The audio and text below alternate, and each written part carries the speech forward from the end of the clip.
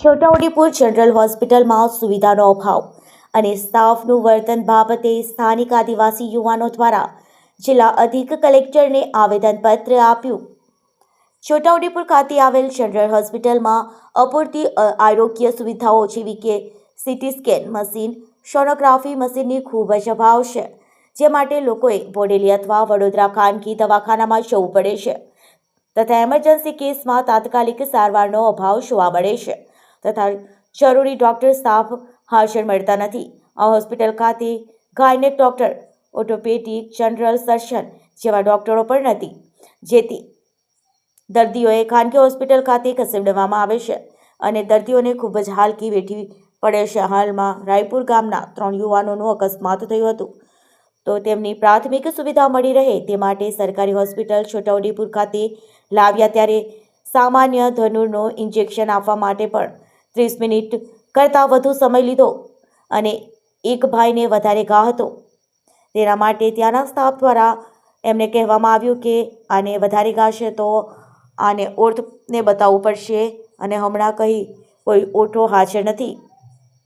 થોડા સમય પછી કહેવામાં આવ્યું કે ઓર્થો હાજર છે, પણ આ તો ઘા છે, આ તો સર્જનને બતાવવું પડે અને આપણા છોટાઉદેપુરમાં એક પણ સર્જન નહીં. સરકારી હોસ્પિટલમાં સારવાર મેળવવા હોય તો તમારે વડોદરા જવું પડે કાં તો આ કેસ ખાનગી દવાખાનામાં લઈ જવા, એમ સરકારી દવાખાનાના સ્ટાફ વતી એમને કહેવામાં આવ્યું. આવી પ્રાથમિક સારવાર દરમિયાન 1 કલાક લીધો હતો.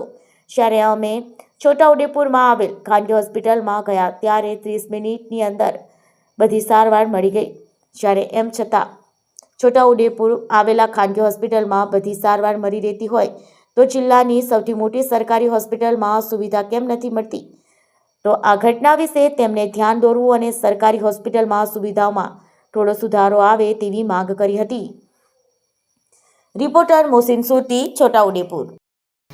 આજરોજ છોટાઉદેપુર કલેક્ટરશ્રીને અમે આવેદનપત્ર આપવામાં આવ્યા હતા, જે કે આપણે છોટાઉદેપુરની જનરલ હોસ્પિટલ, જેમાં આરોગ્યની બાબતમાં ખૂબ જ કથળતી હાલત છે. જોઈએ તો પૂરતા ડૉક્ટરો નથી, જેવા કે ગાયનેક છે, ENT ડૉક્ટર છે કે પછી સર્જન ડૉક્ટરોની ખૂબ કમી છે.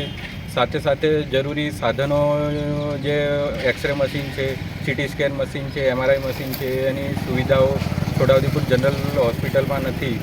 તો સત્વરે એની સગવડ કરવામાં આવે અને અહીંનો જે વિસ્તાર, જે આદિવાસી વિસ્તાર છે, આદિવાસી વિસ્તાર પૂરેપૂરો સરકારી દવાખાના ઉપર નિર્ભર છે, તો એ સુવિધા વધારવામાં આવે અને જે ત્યાંના કર્મચારીઓ દ્વારા જે મિસબિહેવ કરવામાં આવે છે એ અંગે અમે કલેક્ટરશ્રીને રજૂઆત કરી.